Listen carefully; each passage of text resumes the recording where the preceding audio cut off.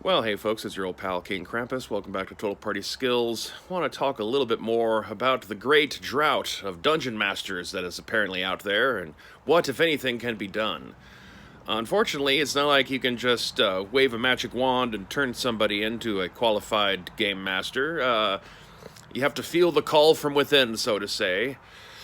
And since there's a broad variety of different styles of DMing that lend themselves to different game systems or different types of campaigns, and all that sort of individuality that we all love to prize and cherish, means that there's not just one particular set of characteristics you can look for to say that person's going to be a good dungeon master. Sometimes someone can seem to possess all the proper interests and stuff, but they're lacking that essential spark, because it is, in a way, its own form of art.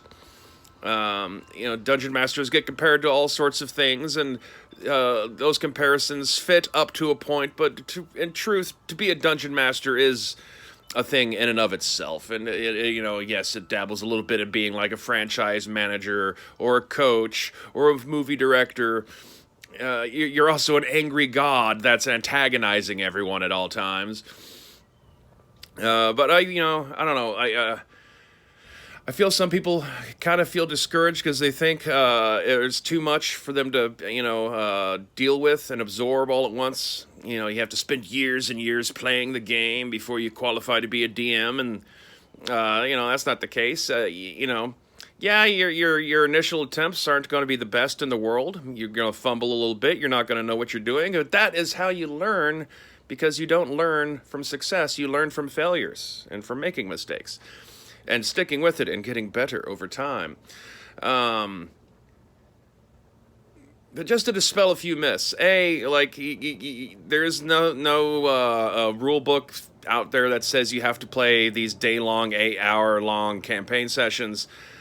Give yourself a smaller, condensed bite of time to work with, an hour or two, basically enough time to resolve about 3 scenes. It's enough time to have one combat encounter and a couple of social activity scenes, or 2 combat encounters and 1 social activity scene. Just enough that you make a basic, real simple 3-arc plot just to start with. You don't need to know all the rules in the book. What you do need to know is the basic gist of what the rules are trying to do.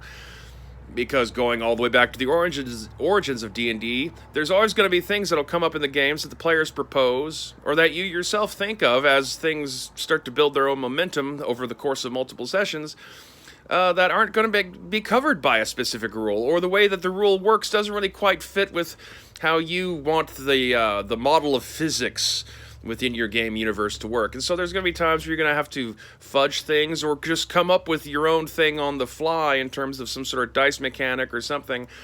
The main goal is just appear to be fair, and in fact that's a quality that, as a potential dungeon master, you need to have, is you have to be able to be a fair arbiter of events.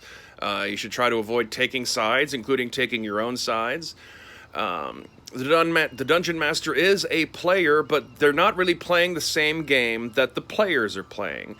It's too easy for the dungeon master to get too attached to their own NPCs, and you develop this adversarial kind of relationship with some of your players, where they're trying to destroy your NPCs, and your NPCs are going as hard as they can to destroy their player characters, and that's the sort of thing that you want to try to avoid, just for long-term sustainability of having a play group and a campaign. At the same time, they can't get the impression that no matter what they do, they're going to succeed, and they're never going to get hurt, and that you're going to pull your punches all the time. Every once in a while, a player character does need to head on off to the big empty, just to kind of sell the point that this is a dangerous environment and they need to think about what they're doing.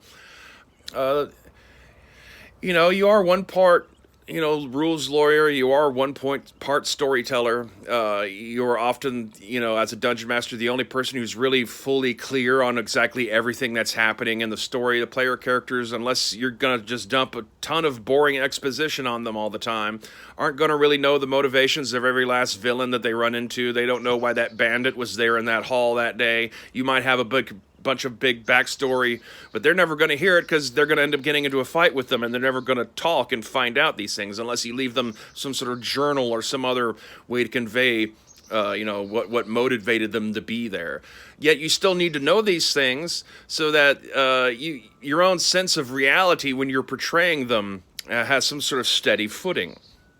It's sort of like method acting. You have to be a good role player in order to be able to be a dungeon master. It doesn't mean you have to do a ton of comedic voices and accents and stuff. You don't even have to recreate every last line of dialogue that every NPC says. Thing I'd like to do is, if I don't feel in the moment like I know exactly what someone's going to say, I'll just say what it is that they're saying. I'll describe, like, he tells you about this and this and this and this, instead of actually trying to say the words that they themselves would use. Unfortunately, the only way to find out if you're going to be any good at it is to try. Having some, interests in literature and pop culture and history and some sciences all will help inform your ability to tell a more complete and real story out of a role-playing game. As a work of practice, though, it itself, the effort of going through this and having to learn to improvise and come up with stuff on the fly will hone your ability to do these things. Like I said, at first, like with any new art or hobby, you're not going to come right out the bat being the best person ever. I mean, sure, every once in a blue moon you find a prodigy like that, but they are the super rare exceptions and not the rule, and you shouldn't allow the Doogie Howses of the world to drag you down and make you feel like you're not good enough because, you haven't achieved perfection by the age of 14 or anything like that. Part of the problem with the DM drought, though, is so much of it kind of depends on where you are.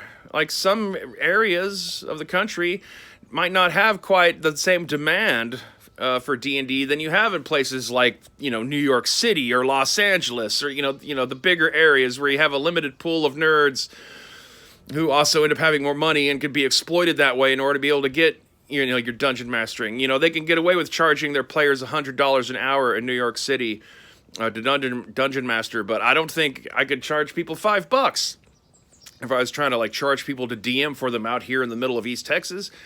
I mean, hell, they're already paying money on gas money if anyone was to even try to make the attempt, let alone pay me on top of that. So this idea of monetizing dungeon mastery, what about the noobs? Do your first time DMing, are you going to actually charge your players $20 a pop to play when you don't know what the fuck you're doing? I think there's a lot that still has to be shaken out of that idea. But it seems that in this age we live in, where we're trying to monetize any little thing that you can about your life to try to, create some sort of revenue stream, then, I guess the future of being paid to be a DM is a thing. It seems weird that it could potentially be a profitable and livable career path. I think also part of the problem with the Dungeon Master crisis is that, Dungeon Masters are just a subset of Game Masters, with a more generic term. There are other games out there. There's people who, like a variety of OSR games that are based on older versions of Dungeons & Dragons, and then there's the plethora of games that have nothing to do with D&D and all. When I came into gaming in the 90s, it was in a time period where D&D was not the top dog. I mean, they may have been like the old man who started it all, but, it was Palladium Books Rifts and White Wolf's World of Darkness that were the big hot things back then. The majority of gamers I knew were not into playing Dungeons & Dragons. They were kind of older people or younger, quirky people. And the fact that everything is so focused right now on D&D kind of does the overall role-playing game hobby a disservice. Maybe just going to float this out there. If you're looking for a game and you're in a town that doesn't seem to have enough people who are running D&D, you might entertain the idea of playing something else. Because there are people out there who, hey, I want to run Star Trek Adventures, or I want to run Cyberpunk, or whatever it is. They might be having their little ad out there on meetup.com, and not as many people are signing up because everyone just wants to fucking play Forgotten Realms all the goddamn time. And so, you're missing out on your own opportunities to explore other rule systems, to explore the other feel of other games.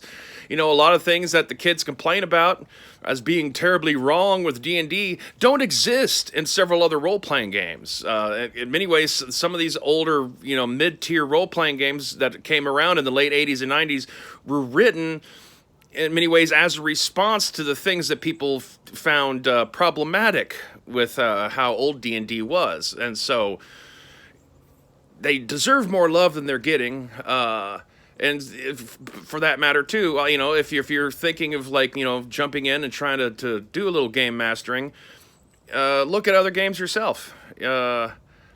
Maybe people are just tired of D&D and just don't know how to express that, and don't know how to, separate off into little subgenres. Everyone feels like they all got to be on board with the exact same community thing, like it's a fucking TV show or some shit, and everyone's got to watch every Saturday night.